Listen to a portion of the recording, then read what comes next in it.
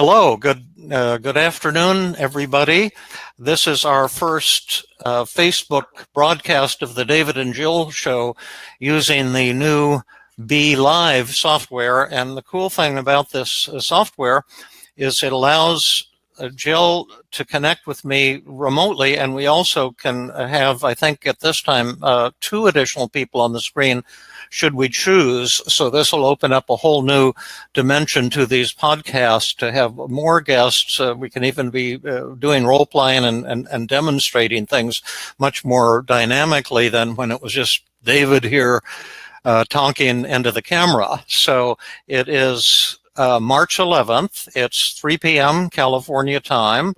I'm honored and delighted to have a fabulous and wonderful Jill Levitt, one of my favorite people in the world, co-hosting with me today. This is our 3rd edition of the David and Jill Show. And why don't you introduce yourself, Jill? Thanks. It's great to be here, David. I'm Jill Levitt, and I'm a clinical psychologist and the director of training at the Feeling Good Institute. And I'm also really excited to be here shooting the breeze with David and hoping to, answer people's questions and practice some skills. And I also want to share with people that this is the first time we're trying it in this format where we're not sitting next to each other. And so I'm also just figuring out how to kind of see people's comments and do this from afar. But so far, so good, I think. Yes, and we've got one comment to read before we launch into our questions. Mark Noble, who is a wonderful friend of the Tuesday group and team therapy, is a molecular biologist and geneticist from the University of Rochester. He has visited our Tuesday group twice and our Sunday hikes twice. He's one of the fathers, if not the father, of stem cell research in the whole field of stem cell work, which will be world-changing, medicine-changing technology. But he says, and welcome to the show, Mark. Hi, David and Jill. Regards from snowy Rochester, New York, where watching the 2 of you working brings warmth to the winter landscape. Thank you for that. You've indicated some differences between applying team CBT to oneself and using it in a relationship. Could you dive a little deeper into this topic? And so this gives us a chance to introduce the question that we're using to kick off today's broadcast. Do you want to get the ball rolling on it, Jill? Sure. Yeah. I mean, I actually, I'll just say one thing to Mark's comment, and then we can kind of open with a more specific example. But Mark's comment says you've indicated some differences between applying these tools to oneself and using it in a relationship. So sure, we will show you today some kind of communication tools that we use, that we teach our patients to use when they're feeling stuck in a relationship. But one other thing that I think we do sometimes point out, David, is that it's a lot of times more challenging as a therapist to help a patient with a relationship problem as opposed to helping a patient with an individual problem, because a lot of people, come to therapy with depression or anxiety really, really wanting to get better. Whereas a lot of people come to therapy with relationship problems, really, really wanting to complain and be angry and get support, but not always wanting to kind of look at their own role in the problem. Yeah, I love Yeah, and so I was just going to say, so that's just like a backdrop. I don't know that we're going to be going into that a ton today, but just kind of keeping in mind that, just the nature of working with a patient with a relationship problem, you're likely to have a lot more resistance, right? Absolutely. And one of the differences between treating depression and anxiety on the one hand and a relationship problem on the other is that when you're depressed, your thoughts about yourself are distorted. You're thinking, I'm a loser, I'm no good, I'm going to screw up, something terrible is going to happen. And when we help you challenge those thoughts, and when you discover that your negative thoughts about yourself were wrong, you feel great elation and joy, because you realize you're not a loser after all, and that you're far better than you thought. And that's why it is so much fun and so enjoyable and such a pleasure to treat people who are struggling with depression and anxiety disorders. In contrast, when you're 80% of the time when you're in a conflict with somebody, you're pretty sure it's the other person's fault. You see yourself as a victim of their badness, and you kind of feel morally superior, and you blame them, and you think you're right, and they're wrong. And what happens in the interpersonal model that I've developed with the help of my colleagues is that, and you're going to see this happen today, this morning, right at the top of the show, with Don's wonderful question and example problem, intimacy problem with his girlfriend that he wanted some help with. But you discover that you're actually causing the very problem that you were complaining about. And so you discover not that you're a lot better than you thought, but that you're a lot worse than you thought. And that's one of the four deaths of the ego. The Buddha talked about the great death, the death of the ego that's necessary for enlightenment, but there's actually 4 different deaths of the ego. And in interpersonal relationships, the death of the ego is discovering that you're actually causing or triggering the very problem that you're complaining about. And it's very painful to see that, but it's also potentially liberating, because once you see that you have the power to create a negative interpersonal reality, then you have the power to create a positive interpersonal reality and to transform relationships and very quickly. But it is painful, a painful path to enlightenment. Right. And so it's challenging for the patient, or if it's you who's doing your own personal work, it's painful to recognize that you actually are in many ways responsible for the very dynamic that you're unhappy with. And then also as a therapist, it's very challenging to do this work with a patient because, as David said, usually we're in the role of helping our patients to feel better about themselves, right? And so that kind of feels good to be in that role as a therapist. Instead, when we're working with a patient with a relationship problem, as David says, we're actually in the role of helping our patient to see that they're, kind of worse than they think they are, or, they're struggling more, they're responsible. But David, you know this about me, but I actually have gotten to the point where I find it really exciting to figure out what it is that I'm doing wrong in my relationships, because I feel like it gives me the power to bring about change, right? If I can't do anything, if it's all someone else's fault, that's pretty depressing, right? Because that puts you in the role of victim. Right. And that's helpless. Pretty miserable. Right. Yeah. Whereas if I can go, oh, crap, I actually did something wrong. I said something wrong. I got to look at my own role. Then that starts to make me feel better and excited, like I can actually do something about it. So should we get to the example, David? Yes, absolutely. And here we have another intruder, an invader from outer space here, Mike Christensen, who's also generously agreed to join us on the show today. Mike is living up in Canada and had gone to my intensives in Canada for several years in a row, and was just always awesome. And I kept saying, you should start your own training group. You should become a team certified therapist. And after several years of humbled refusal, saying he thought he wasn't good enough, he got on board and now is one of our finest teachers and therapists, does online introductory team CBT classes, weekly classes that get rave reviews, as do your classes, Jill. But let's dive in here. We were lucky that I got someone with a relationship problem with his girlfriend, and today we'll have a kind of intimacy tutorial. That's kind of the name for what we're going to do today.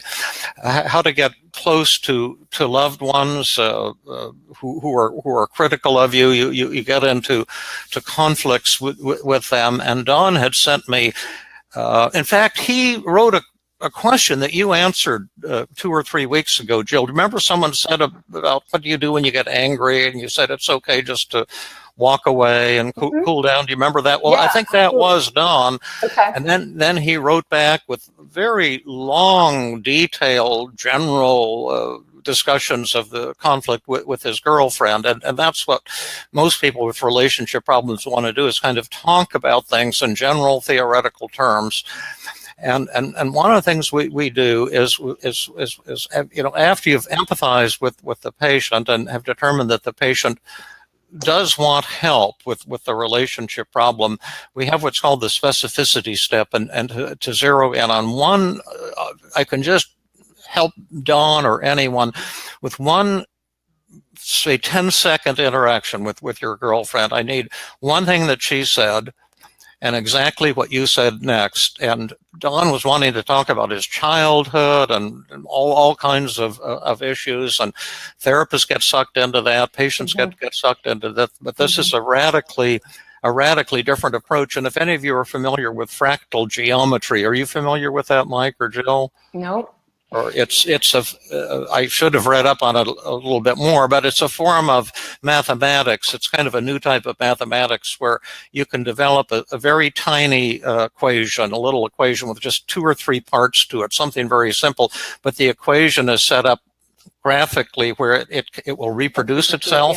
Yeah. And then you can create with that one tiny little equation with just 2 or 3 pieces to it. It's like about a third grade level equation. You can create parrots, multicolored parrots. You can recreate the border of the United States, the East Coast, say, or complex landscapes, or fantastic patterns that go on into infinity. You can do this on your computer. But what the characteristic is that if you zero in on the tiniest little piece of that complex, beautiful picture that you're saying, it will always be this equation. Like every piece and mega piece is some manifestation of this equation. And that's kind of how team therapy works, is that we believe that all of your suffering, whether it's depression or anxiety, or in this case, a relationship problem, will be encapsulated in any one brief interaction. And once you understand that fractal, what's going on in that one brief interaction, you'll understand everything of all the problems in this relationship. And because it's that same thing, reproducing itself over and over again. So it's an exciting concept. It's the same with depression. And the even more exciting thing is once you learn how to master that problem at that one brief moment, you'll understand the solution to all of the problems you've had in this relationship. And arguably, I don't want to get too grandiose, but all the problems you've ever had in any relationship.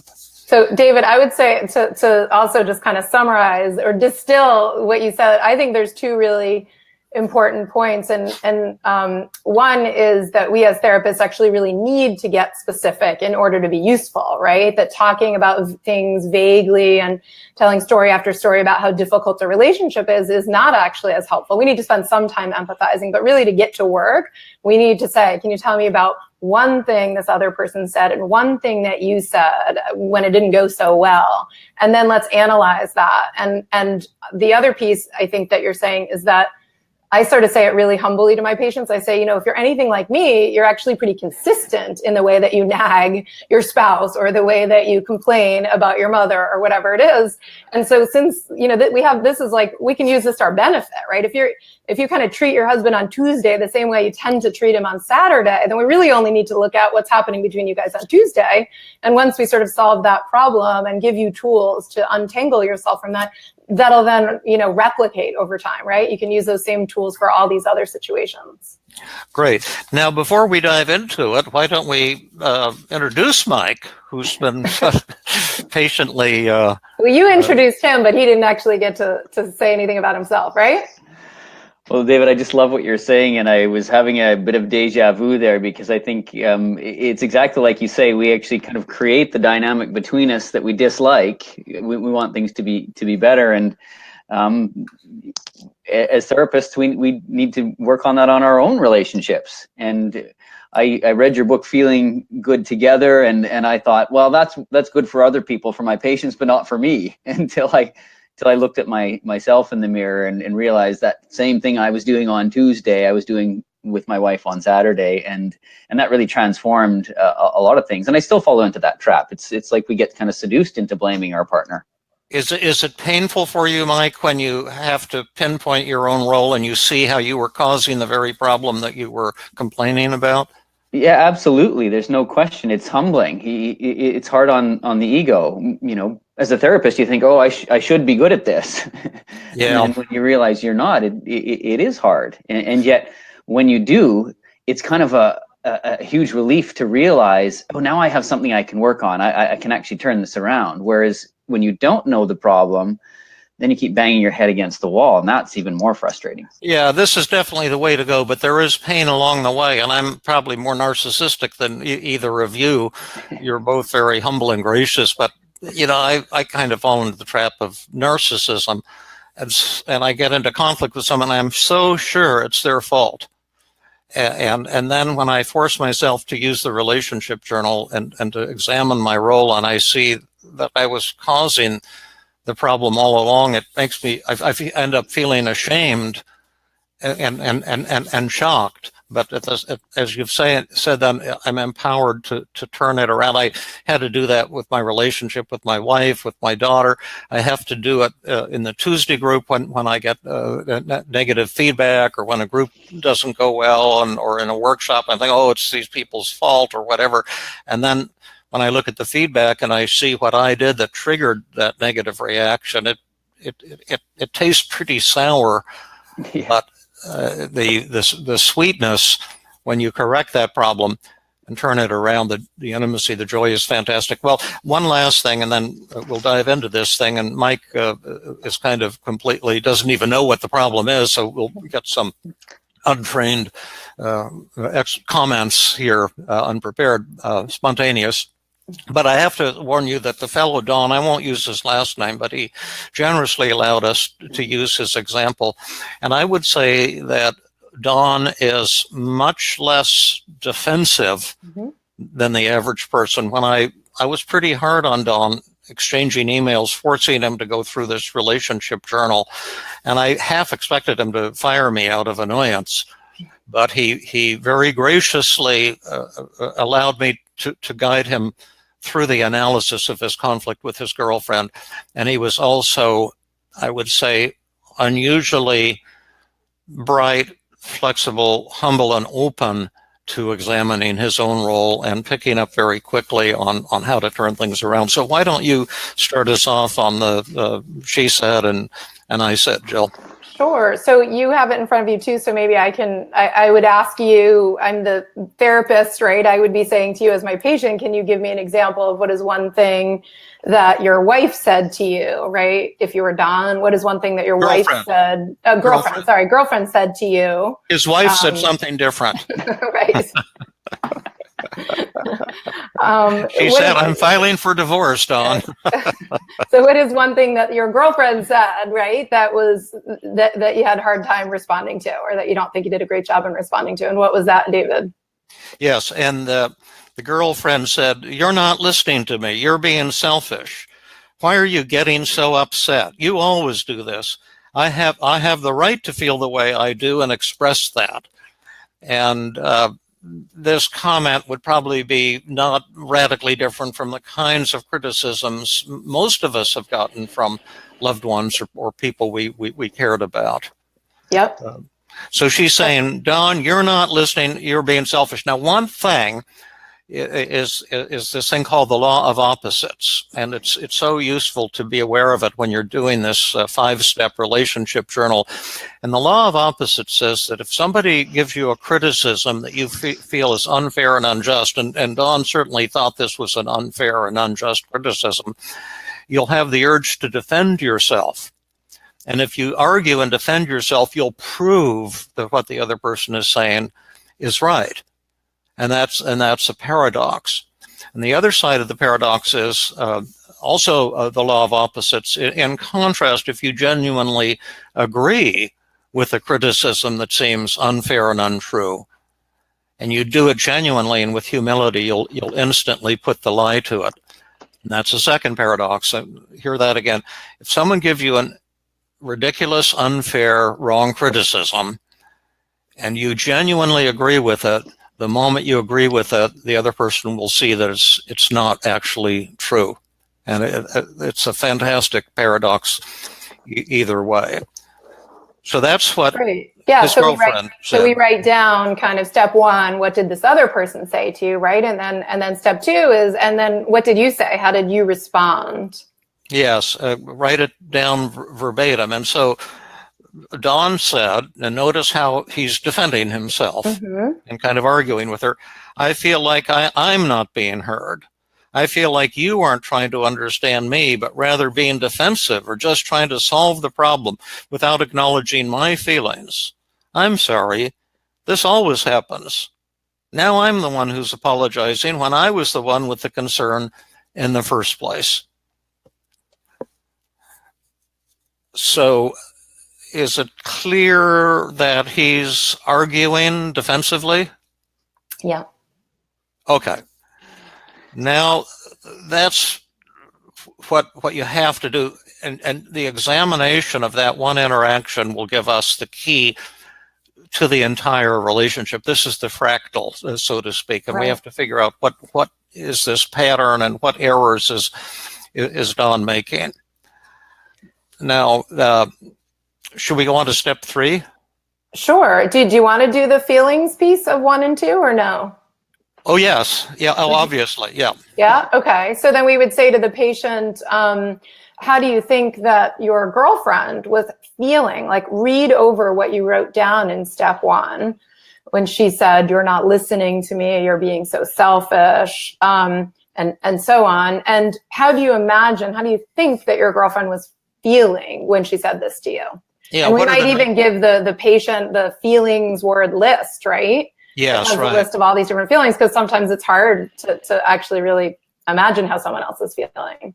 Yes, and Don did this pretty well. I did slight editing, helped him with a little bit, but I would say 95% of it he got really well. And he said that she was probably feeling, remember, she says, you're not listening to me, you're being selfish, you always do this, blah, blah, blah. She was probably feeling ignored, sad, anxious, defensive, ashamed, angry, hurt and invalidated, lonely, alone, humiliated, self-conscious, hopeless, discouraged, stuck, and resentful. Well, he did an amazing job with that, right? Yeah, to be able to recognize that she was feeling such a range of feelings. Absolutely. Absolutely. That's excellent. Also, David, what I love about it, and often try to help my patients to do, is not just to go for, it's clear that she was feeling angry, but for him to be able to see some of the more vulnerable feelings like ignored and sad and lonely seems important. Hurt. Right. Yeah. Right.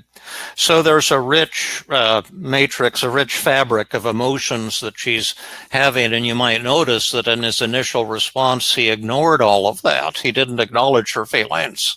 He just argued kind of on an intellectual level. And it's so easy for us to do that because we're so preoccupied with the idea that she's right and I'm wrong and she shouldn't be saying these things and they're unfair and that type of thing. Now, let's put Mike to the test here. What feelings do you think he might have been having, Mike? Now, I know them because I got Don to email me with a list of the feelings he had, again, picking them off from the feeling words chart. But what do you think the names of some of his feelings were, Mike? Well, if I was in his shoes, I think I might be feeling attacked, maybe judged, defensive, alone, a little frustrated, potentially hurt as well. Misunderstood. Those are all great words. Yeah, terrific. Here's his list. Similar to yours, but he had more time to work on it. Came up with quite a list. He said, I was feeling ignored, anxious, defensive, ashamed, angry, hurt, invalidated, defeated, lonely and alone, humiliated, self-conscious, guilty, hopeless, discouraged, defeated, conflicted, stuck, and frustrated.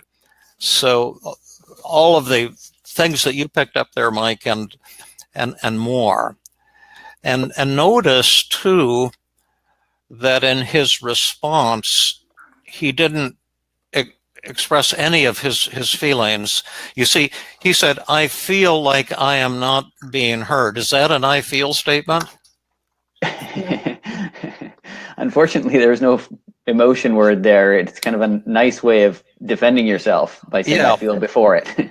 Yeah. Anytime you say I feel like, and I am not being heard, or I feel like you aren't trying to understand me, things that he said, it's a kind of a defense or a criticism of the other person. It is not an expression of how you're feeling inside. So should we go on to step 3 here, Jill? You want to give us a brief definition of this good versus bad communication? So step 3 would be, is that I don't even have the relationship journal in front of me, but is looking at the good versus bad communication checklist. Yeah. Seeing how did you do, right? Is this good or bad communication? Right. So we have it broken up into empathy, assertiveness, and respect, right? Yeah, and we call this the EAR checklist, and you can check off on the actual form we use, the relationship journal. Yes, no, did I empathize? Yes, no, was I assertive? Yes, no, did I convey warmth, love, and respect? Let's ask why don't we ask our listeners? Yeah, that's a great idea. This is kind of a no-brainer. But first of all, empathy. Did Don acknowledge any of his girlfriend's feelings? And that's why we asked him to list them, and why we would ask you to list the other person's feelings, how you think they were feeling. See, he came up with 1, 2, 3, 4, 5, 6, 7, 14, about 15 emotions that she was having. She was feeling hurt and sad and lonely and etc. Did he acknowledge any of those? So we want our listeners to go ahead and type in the comment section, right? Do you think that he's doing a good job of empathizing with her? Is that right? Yeah, I never thought of that. That's a good idea. Oh, well, what you asked, I figured that's what you were asking. Well, I was just talking. Theoretically asking our audience. Someone like you would say something intelligent. Yeah. Well, anyway. If anyone wants to, they could answer that question, but you can go forward. Yeah, and anyway, so what's the answer, Mike? Yeah, the only word he used that was one of them was defensive, but he didn't use it in acknowledging your feelings. He used it more of as an attack, more of a blame. Right. So he gets a no in terms of EAR, empathy. He did not empathize with her. He didn't find any truth in what she was saying. Then assertiveness. Did he share any of his own feelings? And what Don's analysis was, and I thought this was beautiful, he said, I did not share any of my own feelings. Instead, I argued with her defensively. Mm-hmm. And I think that's a really beautiful and brave pickup that he made. And then the last thing is R equals respect. Empathy, assertiveness, respect, EAR. In his response, would you say that he conveyed warmth or love for his girlfriend? And anyone can answer this. We're both giving the not so much look, right? Yeah, I'm right with you there. If I'm sitting in her chair, I'm not feeling very kind of warm and affectionate at that moment. Yeah. It's not as disrespectful as many are, in fact. So I like to point that out, right? Some people could say, screw you, right. or use curse words or, really attack. So it's certainly not very disrespectful, but it's not what we're looking for in terms of just like warmth and respect. Absolutely. And that's what he said. He said, my statement did not come across in a loving, careful, or respectful way. And again, my hat's off to Dawn for doing step 3, because suddenly, we have this finger of blame and, oh, it's your fault type of thing. And then when you do the EAR checklist, and you look at your own response, you say, wow, my response was really an example of bad communication. Now, step 4 is the really exciting step, but the most painful step. And do you want to explain what that is, Jill? Sure. So that's where we're saying, and did what you said in step 2 make the problem better or worse, and why? Right. Yes, exactly. And this is a kind of a Buddhist step. It's a Jewish step. It's a Christian step. It's kind of woven into all religions. The Buddhist thing is that we create our own interpersonal reality at every minute of every day. And what we're saying here is, can you, Dawn, see what is going to be the impact of your response to your girlfriend on how she feels? What will she conclude? See, she says, you're not listening to me. You're being selfish.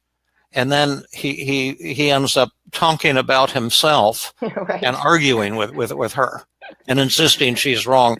How will that impact her? Do you want me to, do you have what he said there typed out? I have it here, Jill. I don't have it in front of me now. Should I just read what he said? Yeah, that sounds great. And again, this is the step that involves the death of the ego, where you suddenly see that you're causing the very problem you're complaining about. Step 4 is called consequences. It says, my impact on her is that I make her feel defensive because I'm attacking and criticizing her. She also feels unheard because I'm not empathizing with her or acknowledging her feelings. I'm not showing interest in her, only in myself.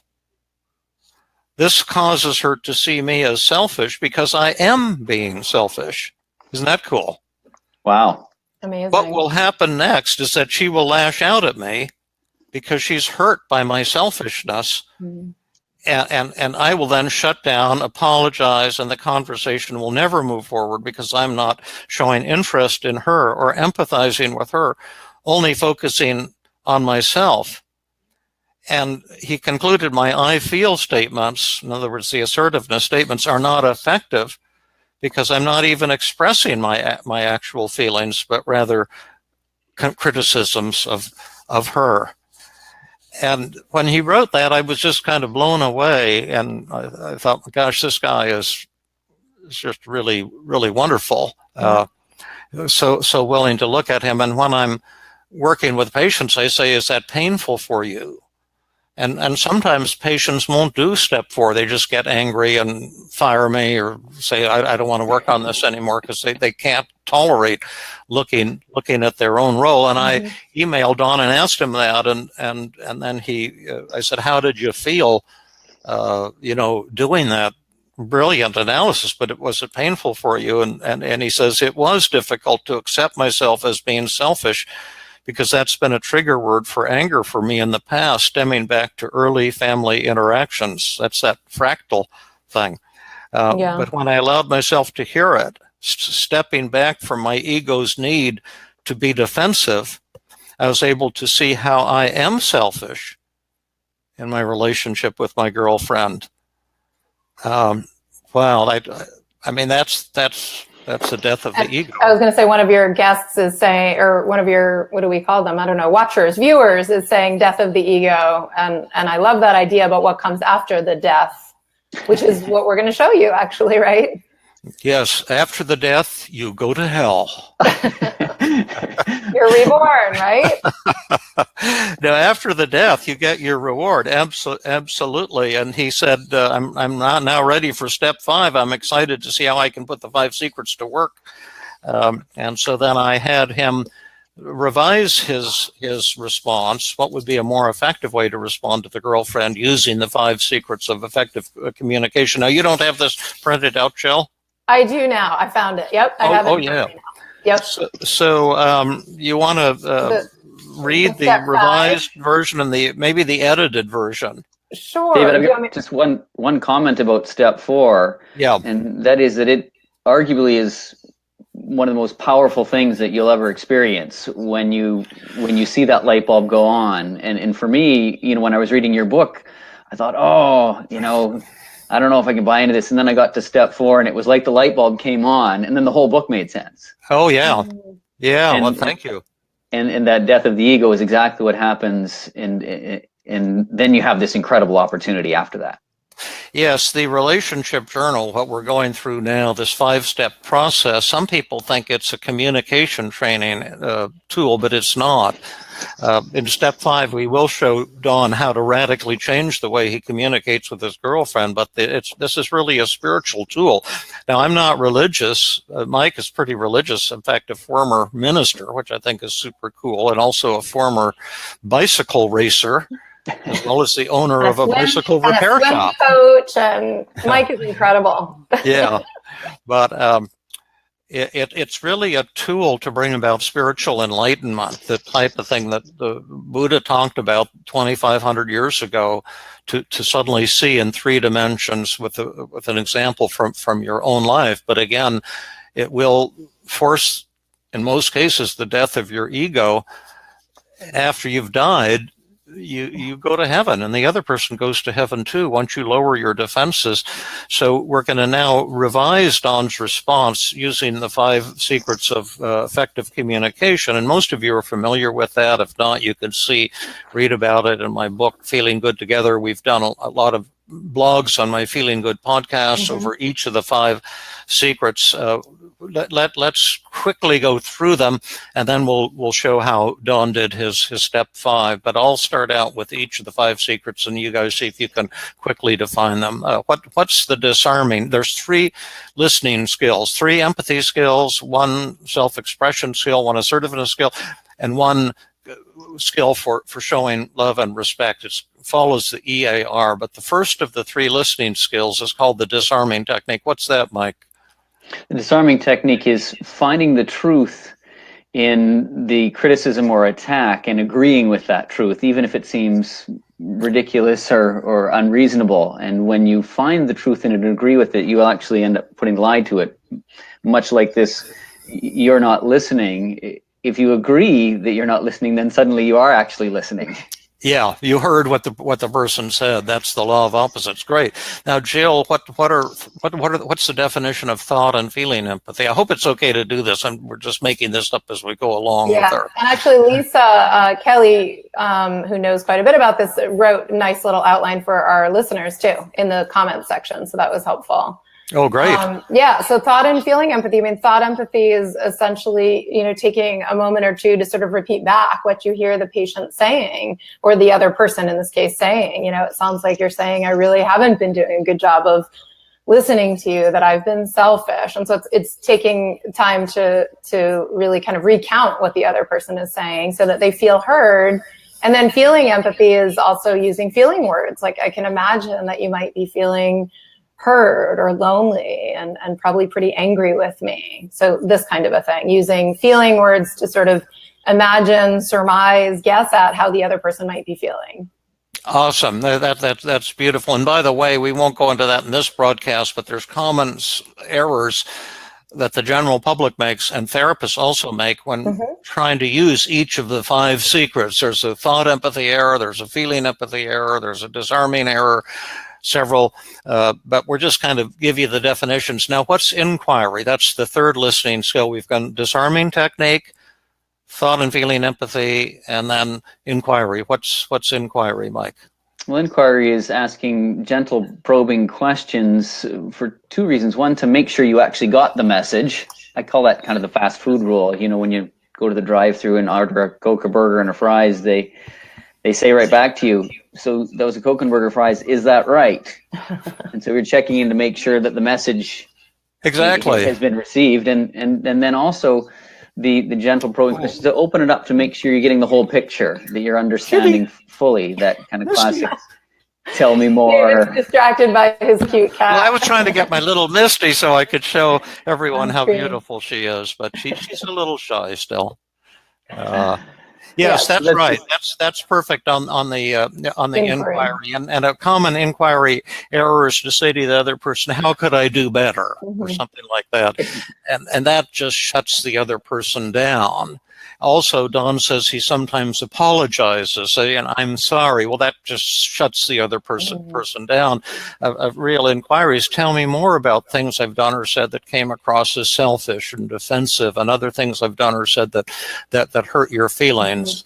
And it takes courage to do that and to open yourself up for more attack. But the paradox is once you do that, it tends to lower the tension and create a greater feeling of safety and connection between you and the other person. Now, the next technique, and you don't do these in any particular order. These are just like the 5 keys on a musical instrument, and there's no particular order that you hit the keys on a piano in order to make beautiful music. These are just the keys, how you use them. That's the art form.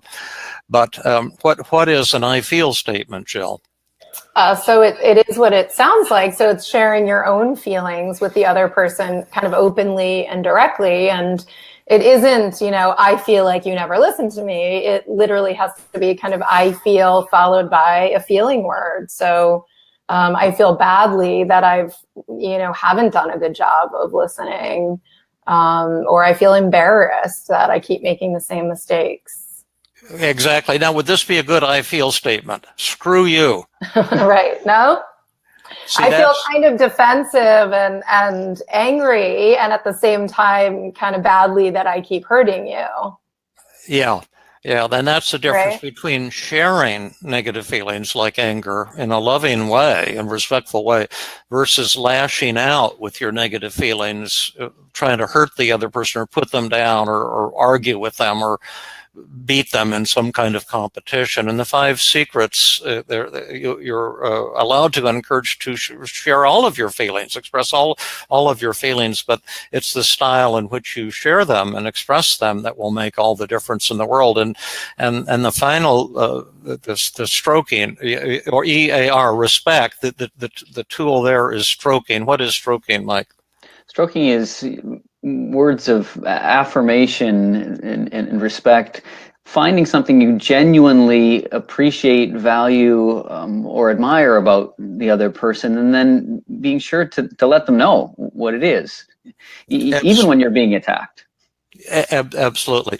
So anyway, that's an overview. And Jill, why don't you walk us through his edited version? Because I sent this to you, Jill, and then Jill sent an email back saying how beautiful it was. So so I'll read the edited version, right? Yeah, and then put in parentheses. I'll tell you what. Sure. Right. So he starts with some disarming. He says, "You're right. I am being selfish, and I wouldn't be surprised if you're feeling frustrated and hurt, and maybe even angry with me for not listening and not hearing your side." And so that's disarming, and it's also feeling empathy because he's saying, "I wouldn't be surprised if you're feeling frustrated and hurt." And then he says, "I'm feeling ashamed and disappointed in myself because I love you and I want to show you how much I care about you." So that's I feel because I'm feeling ashamed. And it's also stroking because he's saying, "I love you and I want you to know how much I care about you." I'd like to hear more about how you've been feeling, as well as other things that I've done or said that seemed selfish, which is great inquiry. And then this is painful for me, but it's really worth it because I love you. And I think this can bring us closer together, which is some I feel and some stroking. And that's it. It seems simple. It requires a lot of practice to learn how to use the 5 secrets. But I think a response like that, she would open right up and feel so much closer to him. He sent a couple of follow-up emails, and he just commented on he's attempting to use I feel statements more. Thank you for the edits and the emails, and it's been helpful.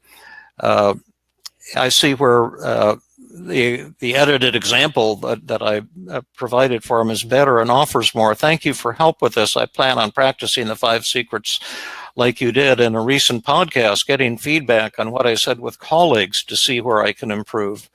I also now see the importance of being specific and how that specific issue can be like a fractal, and that it will be representative of the overarching issue in your relationship. Thank you for your time and great information, and take care, and truly thank you. And then he sent one more final email. Let's see if I can find it here. I got it just yesterday. Yes.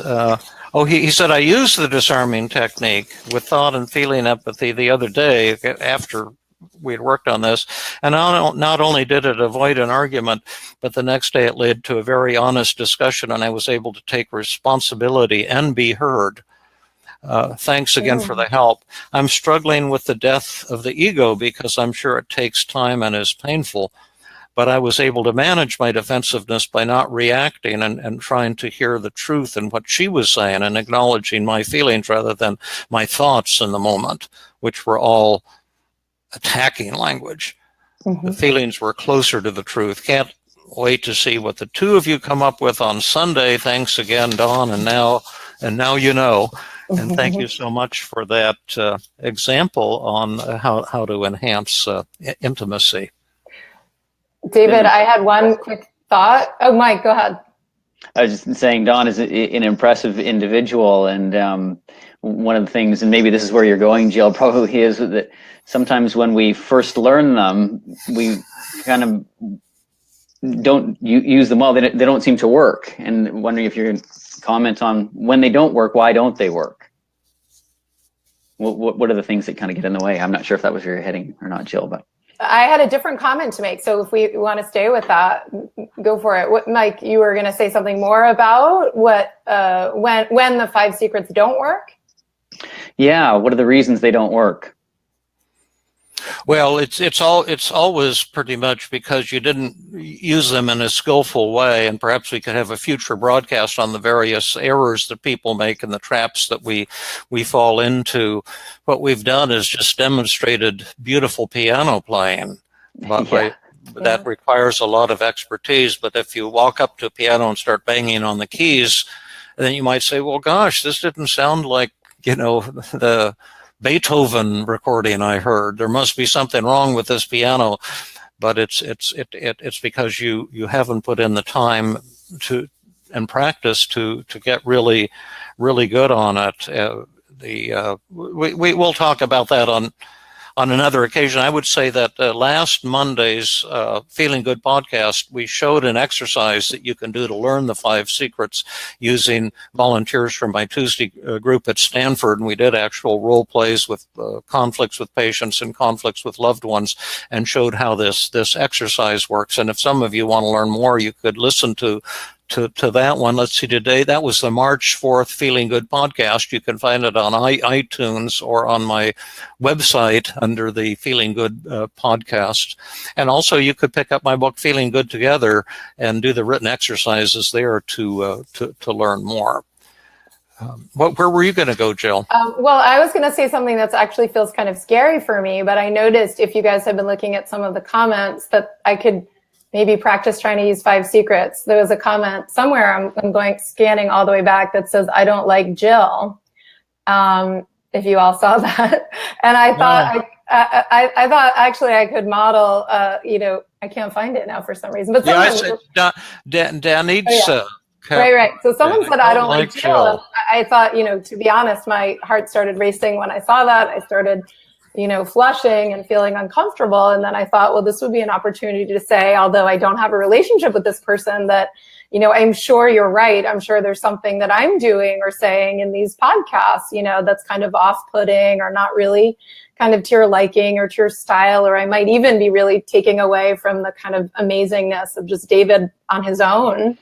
And I feel kind of, awkward and a little embarrassed, hearing that. And at the same time, I really kind of value all of our listeners. I don't know you particularly, so it would be hard for me to say anything authentically positive, except that, you're spending an hour of your time on a Sunday trying to learn and get better. And so I respect and admire that. And I would love to hear more about what it is that I'm doing that's, kind of dislikable to you or off-putting to you, and would welcome you, emailing me or letting me know how you feel like I could be doing a better job.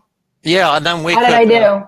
How did I do with 5 secrets? and then if Danitza will email you or us, then we get a chance to practice responding live to that.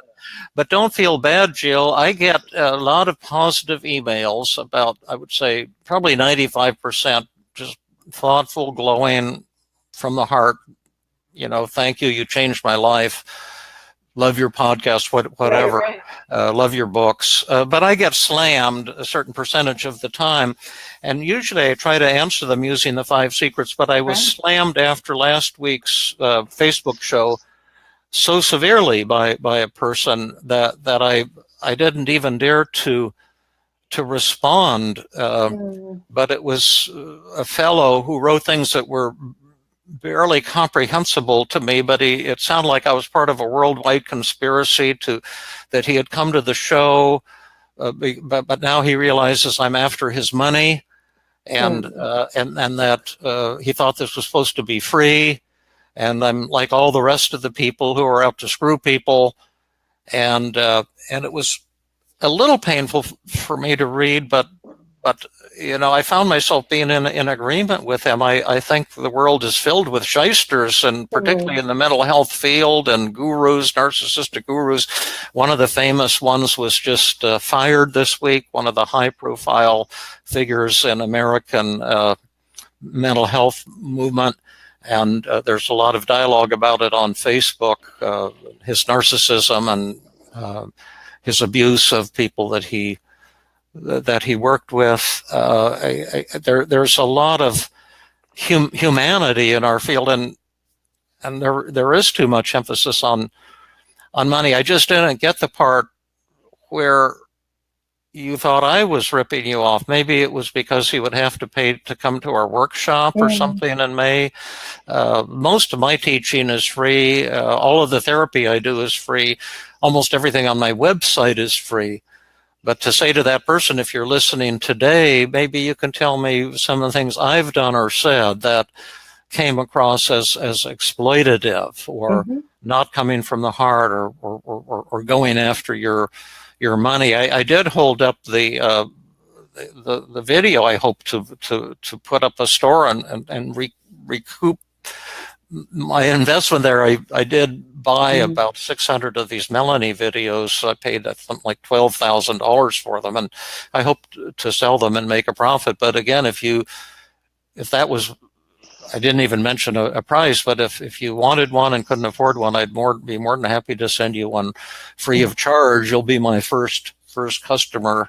I haven't sold any yet, but I've given away a lot of them to friends and colleagues. But let me know, because I think you're right, and I think we need health insurance in America, and I think it's just awful the way people have to pay to get treatment or psychotherapy. I think there's too much emphasis on the buck, and if I've been one of those, then tell me more about it, and I want to learn from you. How was that? Beautiful. Yeah. Well done. There's a question here, David, from the live comments. It says, after using disarming, I feel, and stroking, when you ask the person about their feelings, what if they keep on attacking you? Do you keep repeating the steps? And I think that's a great question, because this is not like a one-shot deal, right? And then, all of our conflict is solved. I mean, yes. But once again, if they keep attacking you, the odds are 99% that you didn't respond skillfully. So let's just stick with basics instead of asking us in this general question. Notice how you're asking a general question, and what is more productive is send us an email and say, here's one thing that the other person said to me, and exactly what I said next. And then you'll see why they didn't respond well. My answer to the question, though, would be, I do keep repeating the steps, meaning that I keep, if someone keeps attacking me, then they're still feeling angry and they've still got valid criticisms. And so, my job is definitely not to just, drop the 5 secrets and do something different. It's to keep trying to listen well, to disarm, to express feelings, right? And sometimes it does take quite a bit of showing, that you're ready to listen, right? Right. And what's one error that, one emotion that no therapist in the United States has ever been able to acknowledge? Anger. And so if someone's angrily attacking you and you respond using the 5 secrets, it's overwhelmingly likely that you didn't acknowledge their anger. Or maybe what you thought was a disarming response was really a kind of subtle put down. The devil is in the details. And again, if you send us an example, what did the other person say? What did you say next? It will be easy for us to show you why that was ineffective. And the point isn't to put you down, but rather to help you with the fine-tuning, just as we helped Dawn with the fine-tuning. Listen, I've got a couple other quick questions if we have a minute here. Are you guys up for a couple of questions? Sure. Okay. Here is Dipti. He says, and this is about the podcast, but we can address it here on the broadcast. Indeed, a wonderful and extremely enlightening podcast. And I am finding myself hearing these last 4 podcasts on interpersonal relationships. I'm listening to them at 3:30 in the morning. And there's a podcast on each of the 5 secrets of effective communication. The sentence coming to my mind is, without the breakdown of the ego, there's no breakthrough of the soul. That's a pretty neat one. I start feeling that I may sound a bit fake in the process, and that is building a kind of resistance in my mind to express myself in that cheeky manner using all the 5 secrets of effective communication. But what should I tell myself to go ahead anyway, and how can I avoid sounding fake? I've got a quick example on that one, if you'd like. Yep. When I was first learning the 5 secrets, I would practice with, my friends and my family, and I think she was about 11 years old at the time, daughter. She was having a tough time and trying to tell me something. And I did my best 5 secrets, and she said, "Dad, don't give me that psychology crap." And what she was saying was, "Dad, you're not being genuine with your disarming and your stroking." Right. And so my response was... But she was saying something else too. Yeah, you're not acknowledging my frustration, my anger. Right, but there's something else that you weren't doing. Whenever you sound fake, there's always one of the 5 secrets that you did not use. What is it? I feel. Yeah, absolutely. And so my response was, "Oh, you know what? You're right. I was kind of giving you that psychology crap. I bet that's frustrating for you, and it's upsetting for me too." And if you want to make it stronger, you could even add to it and tell you the truth. I'm feeling kind of embarrassed and ashamed right now. Exactly. Love that. Yeah. Beautiful. And so it takes practice too, right? It does. I mean, if we're just kind of repeating what we read in a book or what David says or Jill says or Mike says, right? It's not going to be authentic. It takes practice. And I would say keep trying, keep practicing. And she was asking, what do I tell myself to get myself to just do it? And I would say, well, if what you're doing without it isn't working so well, right? And then be open to trying something new and failing and keep trying. Okay, here's another one for Jill and for Mike. We have to be quick, and maybe not enough time, but we can start. Our 18-year-old daughter is battling with depression for the last 11 months. She's fun-loving, brilliant, very sincere, honest, and used to very good scores in studies. She is on medicines for the last 4 months, which I'm always sad to hear that. However, we're struggling to get some effective psychotherapy and feeling very helpless. On browsing the net, recently discovered Feeling Good and got very excited and hopeful. Thanks a lot for the philanthropic work, you and your contributions toward psychotherapy. Thank you for that. Dr. Burns, it would be immense help if you can advise what to say or empathize when the close one is on severe depression, feels hopelessness, and says, "I can't carry on like this anymore." And so Jill and or Mike will now give a totally wonderful answer to that. You're asking how would we kind of use the 5 secrets to empathize with the depressed teenager saying, "I can't carry on like this"? Mm-hmm. Okay. Mike, do you want to give a shot, or did you want me to? No, go ahead. I'll give you the word today. Let's see. Gosh, I would say... just the general principle before you answer is to empathize rather than try to throw help at her. Right. Mm-hmm. To encourage her to talk and find truth in what she's saying and acknowledge her feelings and draw her out so she has a safe space to share her feelings without feeling like somebody's trying to tell her what to do. Right. I mean, actually, the point you're making is I think it's really more about what not to say than what to say. I mean, probably I'll give it a stab, but it's more about not trying to cheer the person up and saying, "Oh, it's going to get better. You're going to do a good job. This is going to work. That's going to work," which will, I think, make the teenager or anyone dig their heels in further and say, "You don't understand me. It's worse than you think." Yeah. Right. Exactly. But then what to say might be something to take you off the hook. I think you could have done better than me, but anyway, I'm not shy to give my idea would be to say I love you so much, and it's so sad to hear you're saying that you feel you can't carry on like this anymore, and I'm wondering if you're feeling kind of hopeless and discouraged and really down. Tell me more about that. I really want to hear what you have to say. This is so important. How is that? That sounded great. I might even say, there have been times in my life when I felt the same, worthless and hopeless, and it's heartbreaking to me because I love you so much. But tell me what that's like. What are you thinking about when you say you can't carry on like this anymore? And then because she probably has a lot of things to talk about, and her self-doubts and her self-criticisms, maybe conflicts with friends and kids. The one technical thing you will have to do at some point is to ask her, sometimes when people feel hopeless, they actually get to feeling suicidal, like they want to end their lives. And that's common to have those thoughts and feelings when you're depressed. Are you having some thoughts like that sometimes?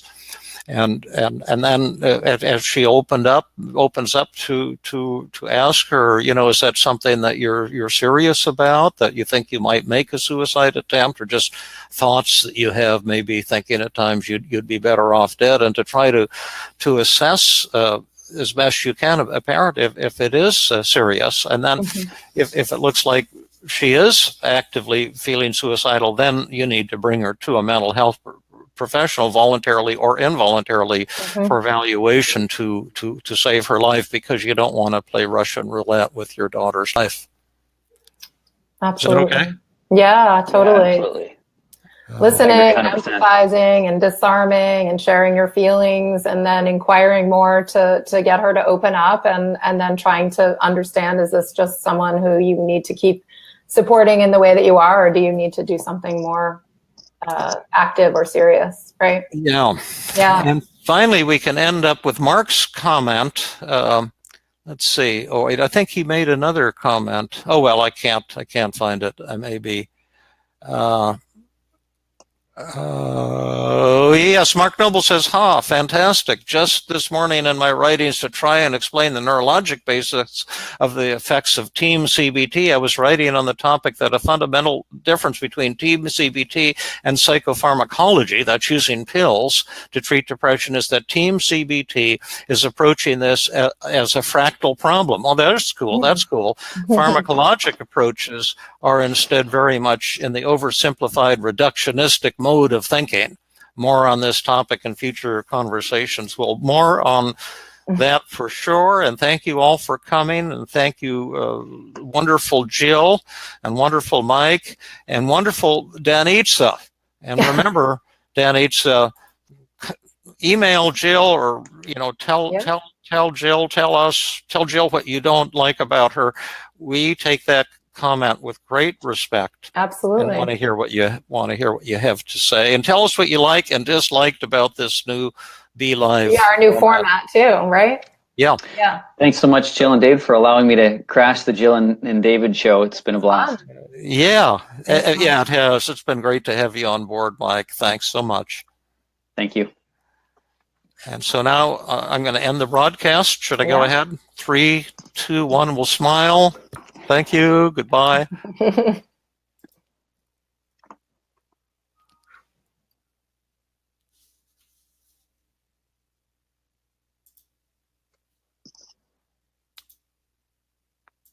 Thanks, David. Oh yeah, we're still here. Great. I think we're still connected, but I think the show is over. Yes. It says it's still live. I think maybe Jill has left us. I think she has left us. Yeah. Well, this was wonderful. Thank you for doing the research and pointing us in the direction. I'll go ahead and sign up for it, and we have a new tool. We didn't try bringing someone in live. Oh, Dipti was there. Hello, David and Jill. Yeah, and we didn't read their comments either very much, so there's probably... But I'm going to go ahead and end the broadcast and leave the page. Thank you, Mike. Have a great afternoon. Awesome. You too. Take care. Are you there? I think you're gone too. I'm just heading out.